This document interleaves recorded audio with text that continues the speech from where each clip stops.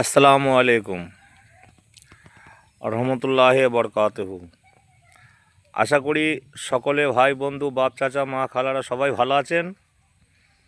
আলহামদুলিল্লাহ আমিও ভালো আছি। তাই ভাই, এই ডিজিটাল যুগ,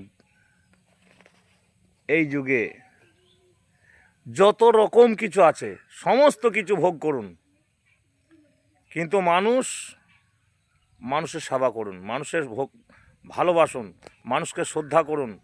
হজ জাকাত নামাজ রোজা জিথায় যাই আছে সব কিছু মানুষের মধ্যে। মানুষকে ভালোবাসুন, মানুষ হয়ে মানুষের পাশে থাকেন। এবং যে আমার সাঁইজি লালন শাহ বলে গেছেন যে যদি মানুষ হও তাহলে মানুষ ভজো আর মানুষের কাছে যাও। কেন মানুষের কাছে গেলে আমাদের মন আশা হয়তো পরিপূর্ণ হবে, কোনো জ্ঞান অর্জন করা হবে।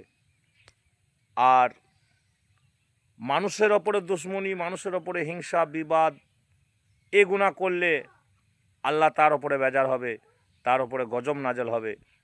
তাই ভাই, সব সময় মানুষের কাছে থাকো, মানুষের পাশে থাকো।